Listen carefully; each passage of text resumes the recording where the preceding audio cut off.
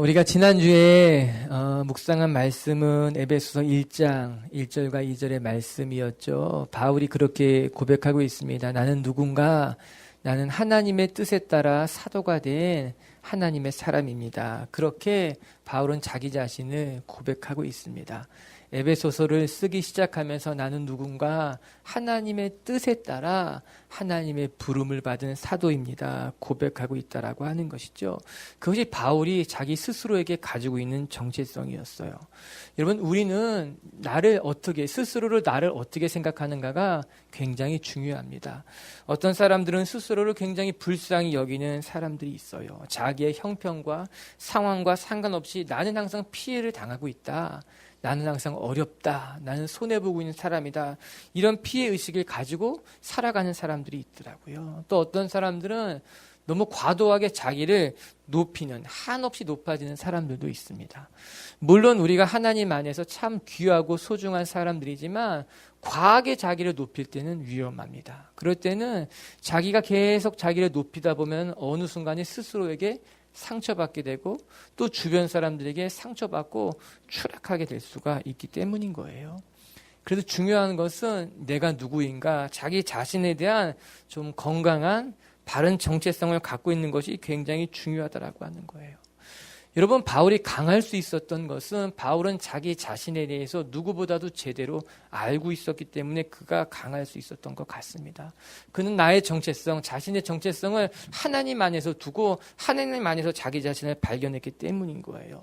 때로 바울이 고난을 만나기도 하고 역경을 경험하기도 하고 어려운 일에 부딪히기도 하지만 그런 상황과 환경, 어려움 때문에 넘어지지 않을 수 있었던 것은 내가 누구인가, 내 안의 정체성을 하나님 안에 두고 있었기 때문에 그는 그 누구보다 강할 수 있었던 겁니다. 사랑하는 우리 미추교회 성도 여러분, 저와 여러분이 우리의 배경, 우리의 가진 것이나 또는 그 외적인 것에 나의 정체성을 두는 것이 아니라 하나님 안에서 여러분 스스로를 발견할 수 있게 되길 주님의 이름으로 축복합니다. 에베소서 1장 1절과 2절의 말씀은 바울이 고백하는 나는 누구인가 라면 오늘 우리가 묵상하는 3절부터의 말씀은 하나님이 보시기에 나는 누구인가, 하나님은 나를 무엇라 이야기하는가, 그 이야기가 오늘 우리가 읽는 말씀에 기록되어져 있어요. 우리 3절의 말씀을 같이 한번 읽어볼게요. 3절입니다. 시작. 찬송하리로다. 그리스도 아버지께서 그리스도 안에서 하늘에 속한 모든 신령한 복을 우리에게 주시되, 하나님께서 무엇라 말씀하고 계시는가? 너는 누구인가? 바울은 나를 하나님의 뜻에 따라 사도가 된 사람이다 고백했다면 하나님께서는 너를 뭐라 말씀하시는가? 너는 하늘에 속한 모든 신령한 복을 받은 사람이다. 그렇게 말씀해주고 계시다라고 하는 겁니다. 즉 우리가 누군가, 하나님이 보시기에 우리는 하늘의 신령한 복을 받은 사람들이 우리다. 하나님이 그것을 우리에게 잊지 말라 말씀해주고 계시다라고 하는 것입니다. 여러분, 우리가 우리 자신을 소개할 때 여러 가지로 소개할 수 있을 거예요. 내가 어디서 태어났는지, 또 내가 어떤 학교를 나왔는지, 내가 무엇을 전공했고 내가 지금 무슨 일을 하고 있는지, 그런 것들이 나를 소개할 수 있는 몇몇 가지의 면들이 되는 것 아니겠습니까? 그런데 그 무엇보다 중요한 거, 여러분, 나를 이해함에 있어서, 나를 소개함에 있어서 내가 어떤 학교를 나왔는지, 내가 어떤 직장에 다니고 있는지, 또 어떤 사람은 내가 얼마나 많은 연봉을 벌고 있는지, 내가 누구와 어떤 관계를 맺고 있는지, 그것보다 더 중요한 것은 우리가 하늘의 신령한 복을 받은 사람이다라는 이 정체성이 그 무엇보다도 중요하다. 성경이 우리에게 이야기해 주고 있는 거예요. 여러분, 스스로를 생각함에 있어서 내가 어떤 학교, 어떤 배경, 내가 누구와 알고 있는가가 나를 이해하는 중요한 것이 아니라 나는 하나님의 복을, 하늘에 속한 복을 받은 사람이다. 이것을 아는 것이 중요하다고 하나님이 말씀해 주고 계신 거죠. 여기서 중요한 게 뭔가? 그것은 하늘에 속한 복이라고 하는 점입니다. 세상의 복이라고 말하지 않았어요. 땅에 좋은 것을 받은 자들이다 이야기하지도 않았다는 겁니다. 너희들은 세상의 것, 땅에 좋은 것을 받은 사람들이 아니라 하늘에 속한 신령한 복을 받은 사람이다 이야기해주고 있다는 게 중요합니다. 저는 이 말씀을 들여다보면서 많은 것을 생각해 봤습니다. 왜 그런가 하면, 여러분, 우리는 땅의 것에 목말라는 사람들 아닙니까? 그렇게 땅의 것으로 목말라는 우리들과 우리 하나님은 끊임없이 하늘의 신령한 복을 채워주기를 원하시는 하나님, 이 둘의 간격을 메꾸지 않는다면 어찌할 수 없다라고 하는 것이에요. 어떻게 이 간격을 극복할 수 있을까?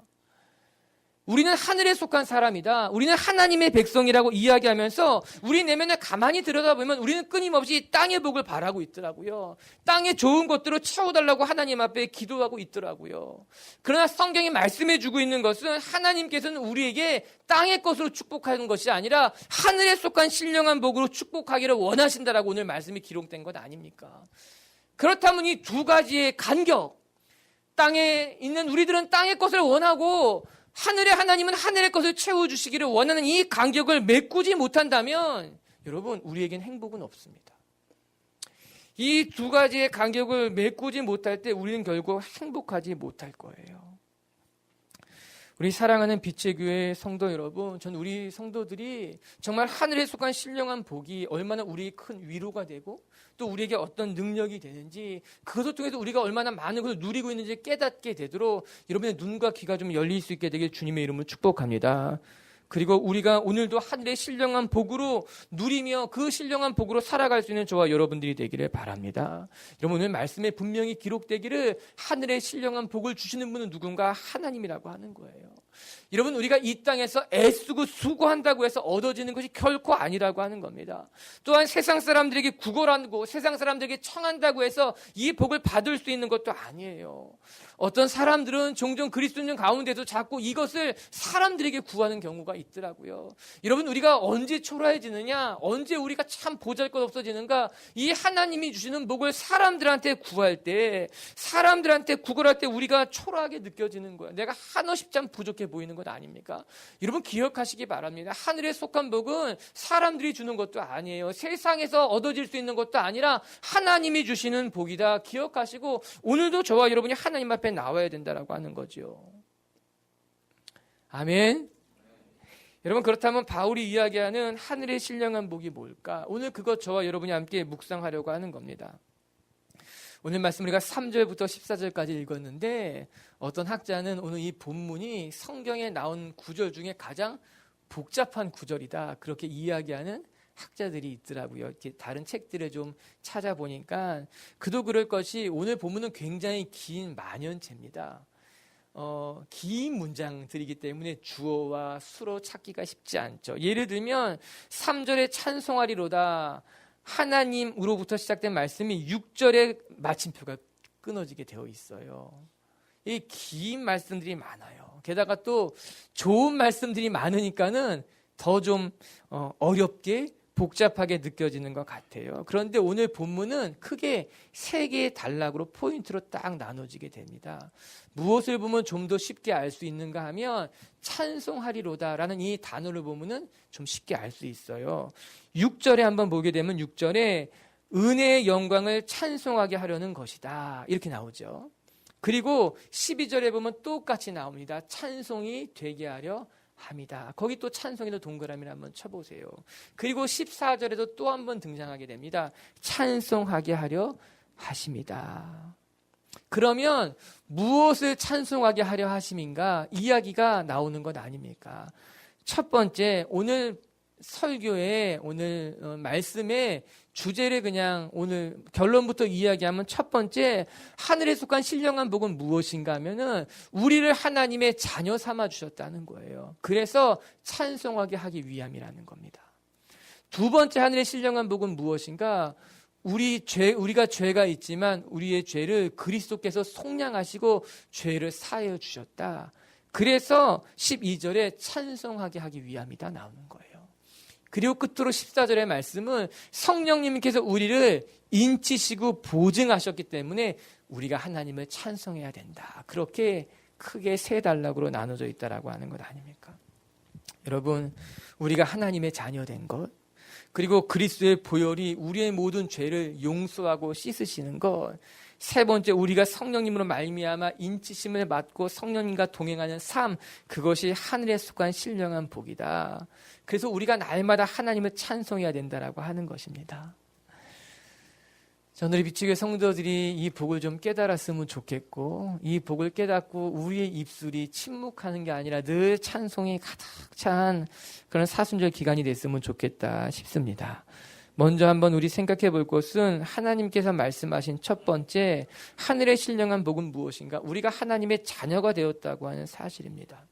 여러분, 우리가 기억해야 될 거, 여러분, 우리가 받은 복이 많습니다. 건강의 복도 있고, 여러분, 좋은 부모님을 만나는 것, 또 좋은 직장에 취업하게 된 것, 또 내가 건강, 이것도 참 좋은 복이지만, 우리의 삶에 있어서 가장 큰 복이 무엇인가? 그것은 우리를 하나님의 자녀 삼아주신 것, 그것이 우리가 누리는 가장 큰 복이라는 거예요. 우리 4절과 5절을 같이 한번 읽어볼게요. 시작. 그리스도 안에서 우리를 택하사 우리로 사랑 안에서 그 앞에 거룩하고 흠이 없게 하시려고 그 기쁘신 뜻대로 우리를 예정하사 예수 그리스도로 말미암아 자기의 아들들이 되게 하셨으니, 여러분 여기 밑줄을 쭉 그시고 기억해야 됩니다. 자기의 아들이 되게 하셨다라고 하는 거예요. 여러분 이 말씀을 가만히 들여다보면 맞는 말이 아닙니다. 왜? 아들은 되는 것이 아니라 낳는 거예요. 여러분 아들을 낳는다, 자녀를 낳는다 그러지 자녀가 되게 한다고 합니까? 이 말이 맞지 않는 말 아니겠습니까? 여러분 이렇게 말하면 눈치가 좀 빠른 사람들은 쉽게 제가 무슨 말씀하고자 하는지 눈치챌 수 있을 거예요. 이 말씀은 양자 삼았다는 거예요. 우리가 하나님의 자녀가 되었다, 즉 우리를 양자 삼았다는 것 아닙니까? 우리가 하나님의 자녀가 아닌데 하나님께서 오늘 우리를 양자로 삼으셔서 자녀가 되게 하셨다는 거예요. 더 정확히 말하면 우리는 하나님의 자녀가 아니요, 또한 하나님의 자녀가 될 자격이 없음에도 불구하고 하나님께서 우리를 자녀로 삼아주셨다. 그렇기 때문에 오늘 본문에는 거저주신 바, 이런 말씀이 기록되어져 있는 거예요. 우리가 자녀가 될 만한 사람이 아님에도 불구하고 자녀를 삼으신 것은 우리에게 거저주시는 은혜였다라고 하는 거죠. 우리에겐 그럴 만한 자격이 없거든요. 여러분 우리가 만약에 하나님의 자녀가 될 만한 자격이 있었다면 우리는 마땅하다 여길 거예요. 그리고 그것은 당연한 일이다 생각했겠지요. 그러나 그렇지 않다라고 하는 거예요. 우리가 하나님의 자녀가 된 것은 하나님의 거저 주시는 은혜예요. 우리는 하나님을 아바, 아버지라 부를 수 없어요. 그럴 자격이 없음에도 불구하고 하나님이 이제부터 무엇라 말씀하시는가? 너희는 나를 아버지라 부르라. 아니 더 나아가서 아빠, 아버지라는 친밀감을 가지고 부르라고 하는 거예요. 여러분 우리가 어렸을 땐 다 우리 아버지를 아빠라고 부릅니다. 하지만 나이가 들면은 왠지 좀 아빠라고 부르기에 어색하죠. 아버님, 아버지 이렇게 말하는 것 아닙니까? 그런데 오늘 성경에 뭐라고 나오는가? 아빠, 아버지라 부를 만큼 우리에게 가깝게 다가오시는 분이 우리 하나님이에요. 우리를 그렇게 삼아주셨다. 로마서 8장 15절 한번 같이 읽어봐요. 너희는 다시 무서워하는 종의 영을 받지 아니하고 양자의 영을 받았으므로 우리가 아빠 아버지라 부르짖느니라. 우리가 양자가 되었기 때문에, 하나님의 영을 받았기 때문에 우리가 하나님을 아버지라, 아니 아빠 아버지라 부르게 됐다는 겁니다. 여러분 우리 홍길동전 생각납니까? 아버지를 아버지라 부를 수 없고 형님을 형님이라 부를 수 없는 것이 이 홍길동의 처지 아닙니까? 거기에서 호부호용할 수 없다라는 말이 나오죠. 실상 오늘 말씀과는 정반대되는 이야기인 거예요. 오늘 말씀은요, 내가 아버지라 부를 수 없는 자격을 가졌지만, 너는 아버지라 말할 수 없는 사람이지만 우리 하나님께서는 아니다. 너는 나를 아버지라 부르라. 너는 나를 아빠 아버지라 부르도 된다고, 호부호용해도 된다고 말씀하시는 건 아닙니까? 얼마나 감격스러운 일인지 모릅니다. 우리가 보잘것없는, 우리가 하나님의 자녀 될 만한 자격이 없음에도 불구하고 하나님이 나에게 말씀하시기를 아니라 아버지라 부르라. 여러분 더 놀라운 것은요, 5절에 이런 말씀이 기록되어져 있더라고요. 5절 보니까는 그 기쁘신 뜻대로 우리를 예정하사, 즉 하나님께서 우리를 자녀 삼으신 것, 우리를 자녀 삼으신 것도 너무나 중요한 일인데 뭐라 설명하고 있는가? 너희를 자녀 삼으신 것을 하나님이 기뻐하신다는 거예요. 너희를 자녀 삼으신 것이 하나님의 기쁘신 뜻이다. 메시지 성경을 통해서 이 말씀 구절 다시 한번 읽어볼게요. 우리 자막에 있어요. 시작. 하나님께서는 예수 그리스도를 통해 우리를 자녀로 맞아들이기로 작정하셨습니다. 이 계획을 세우시고 하나님은 얼마나 기뻐하셨는지 모릅니다. 느낌표. 이게 하나님의 마음인 거예요. 내가 너희를 내 자녀 삼기로 작정했는데 이것이 얼마나 기쁜 일인지 내 마음이 너무나 기쁘고 행복했다라고 이야기하고 있는 것 아닙니까? 여러분 우리가 세상 살다 보면요, 어쩔 수 없이 선한 일을 할 때가 종종 있지 않습니까? 그런 경험이 있잖아요. 그냥 마음이 내키지는 않는데 좋은 일이니까, 선한 일이니까 할 때가 있죠. 여러분, 그럴 때는요, 그냥 좋은 일을 해도 마음에 이렇게 기쁨이 없습니다. 뭔가 열심을 내지는 잘 않습니다. 그렇지만 어떨 때는요, 정말 열심을 내서 좋은 일 할 때가 있습니다. 정말 내가 가진 거 다 해서 막 할 때가 있어요. 왜 그렇게 했어요? 그 기쁨이 있을 때 그런 거예요. 너무 힘들고 어려운 일이지만 그거 할 때 막 기쁨이 넘쳐났을 때는요, 막 헌신하는 에너지가 막 쏟아나게 되는 거예요. 왜 그래요? 그 일을 할 때 내 마음이 기쁘다는 거예요. 내가 좋아서 하는 일이기 때문에 그래요. 언제 그런 걸 느끼는가? 연애하는 사람들 보면 그거 느껴요. 밤 늦게까지 만나고 나서 집에 가서 전화 또 밤새도록 전화합니다.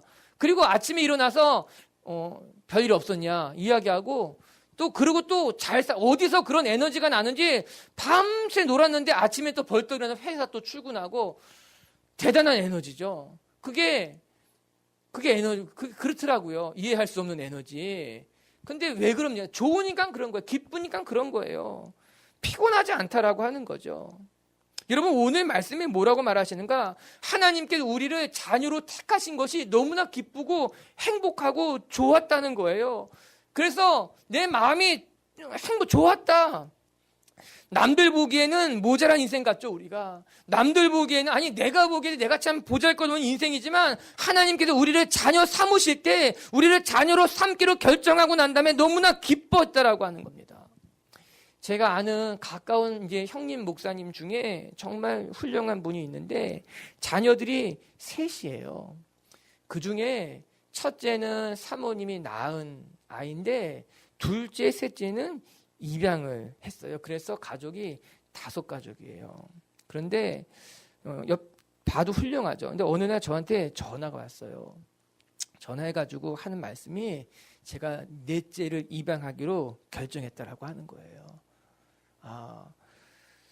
이 셋도 대단한데 넷째까지 하기로 결정했다라고 제가 전화를 듣고서 제 속마음에, 아이쿠야, 이분이 큰일을 저지르는구나. 목사님은 목사라서 칭찬도 듣고 좋겠지만 사모님 생각을 좀 해보시라 했더니 사모님도 좋다는 거예요. 그래서 다 좋다는 거예요. 그래서 입양을 신청해 놓고 기다리고 있는 중이라는 거예요. 여러분, 입양이 쉬운 게 아니기 때문에 신청을 하고 난 다음에 다 조사를 하거든요. 이 부모가 아이를 입양할 만한 사람인지, 입양해서 잘 키울 만한 자격이 또 능력이 되는지 다 심사하고 난 다음에 통과가 돼야지 실제로 입양이 되는 거예요. 그 중간에 저한테 전화를 한 거예요. 내가 입양을 결정해서 신청해 놓은 상태인데 너무너무 좋고 막 기대가 되고 설렌다고.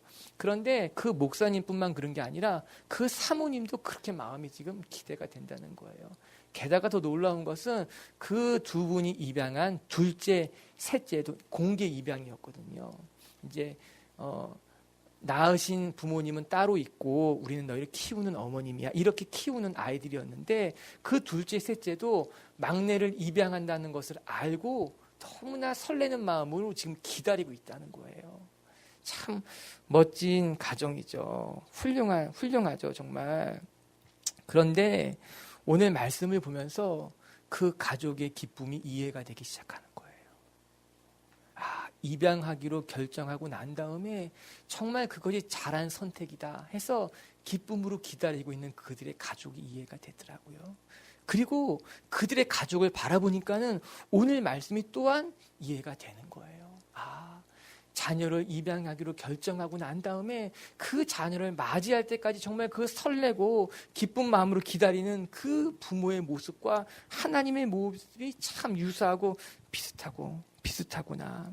사랑하는 성도 여러분, 하나님께서는요, 이 보잘것없는 우리를 하나님의 양자 삼으시려고, 양자 삼기를 결정한 것을 지금 너무나 기쁘고 행복한 선택이다 말씀하시고 우리를 그렇게 자녀 삼았다라고 하는 거예요.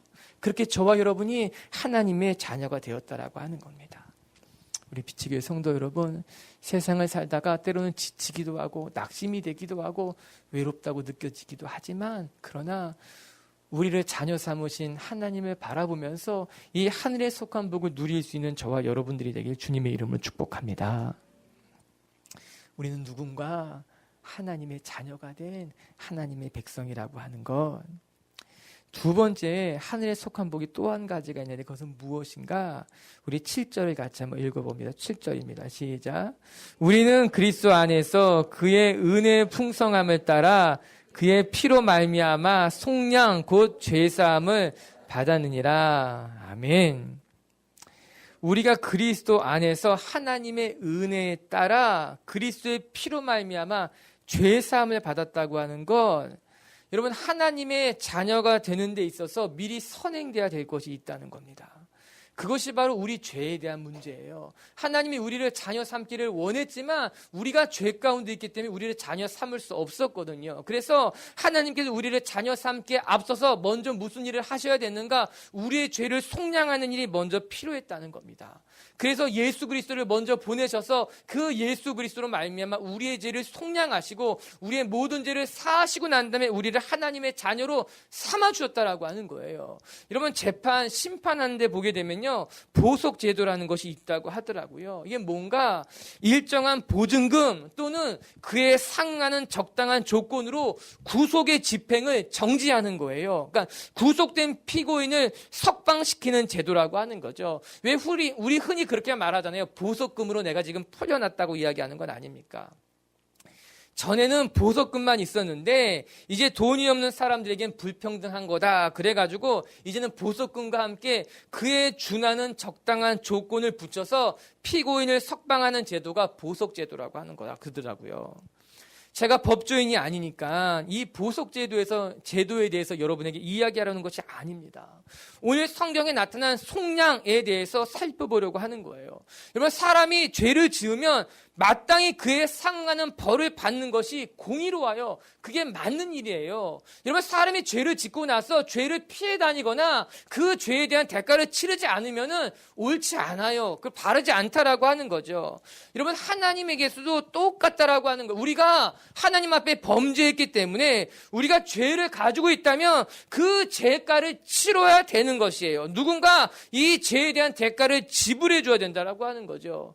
그에 있어서 하나님께서 어떻게 정하셨는가? 우리가 죄를 졌지만 그 죄에 대한 대가를 내가 치르는 것이 아니라 예수님에게 죄가를 전가해서 예수님이 대신 죄가를 치르겠다라고 하는 거죠. 그게 예수님의 피값이에요. 예수님의 피값이 우리에겐 보석금이 되어서 우리가 죄를 지었음에도 불구하고 예수님이 대신 징계받는 것으로 말미암아 우리가 죄를 면하게 됐다 이야기하고 있는 것 아닙니까?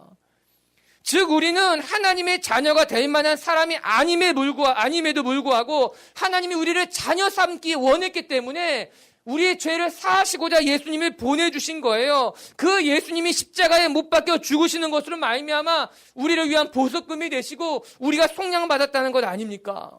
여러분, 누구나 죄책감 가져본 사람 있을 거예요. 우리가 실수한 것 때문에, 우리가 악하게 행한 것 때문에, 더 직설적으로 말하면 저와 여러분의 죄 때문에 우리 마음 깊숙한 곳에 죄책감이 있어 본 적이 있잖아요. 오늘 성경이 무엇 말씀해 주시는가? 그 죄책감으로부터 너희를 자유롭게 하기 위해서 너를 올가매고 있고 너를 붙잡고 있는 그 죄로부터 너희를 자유롭게 하기 위해서 예수님이 대신 몸값을, 피값을 치렀다는 겁니다. 이제 더 이상 내가 죄책감에 시달리지 않게 하기 위해서, 더 이상 죄가 너를 주장하지 않게 하기 위해서, 더 이상 내가 세상의 자녀, 어둠의 자녀로 있지 않게 하기 위해서 예수님이 대신 속량하셨다. 죄값을 치른 것으로 말미암아 우리가 하나님의 자녀가 됐다라고 하는 거예요. 여러분, 어디 가서 맛있게 밥을 먹었는데 누가 나타나서 대신 밥값 내주면 엄청 고맙죠. 세상 그것만큼 감사하고 행복한 시간이 어디 있어요. 누가 갑자기 뜬금없이 나타나서 밥값을 다 대신해 줬는데 이럴 땐 더 좋아요. 제가 누구 데리고 가서 밥 사주려고 했는데 너무 비싼 걸 먹는 거예요. 많이 먹는 거예요. 어려운데 누가 나타나가지고 그때 한번 다 계산해주고 가셨어요. 감사하죠. 굉장히 행복한 거죠. 여러분, 누가 대신 밥값만 내줘도 우리 마음이 감사하고 기쁘고 행복한데 오늘 하나님께서 우리의 죄값을 대신 다 지불하셨다는 거예요. 더 이상 죄로 말미암아 괴로워하지 않을 수 있도록, 죄가 더 이상 우리를 주장하지 못하도록 우리 주님께서 대신 죄값을 다 지불해 주시고 이제 우리는 하나님의 자녀로서 누리기만 하면 된다는 건 아니겠습니까? 할렐루야. 누가 밥값 내줘도 할렐루야인데 이때 우리가 할렐루야를 해야 되는 건 아니겠습니까? 우리는 이 말씀이 너무나 식상하게 들리는 것 같지만 이게 정말 식상한 말씀이 아니라 우리에겐 정말 복된 소식이라고 하는 거죠. 저는 이 뒤의 말씀이 여러분 뭐라고 말씀하는가? 그래서 우리가 하나님을 찬양해야 된다는 거예요. 우리를 선택하셔서 죄를 대신 속량해 주시고 더 나아가 우리를 하나님의 자녀를 삼으셨기 때문에 우리가 하나님을 찬양해야 되는 것 아니냐. 우리가 마땅히 하나님을 찬양해야 된다고 이야기하는 겁니다.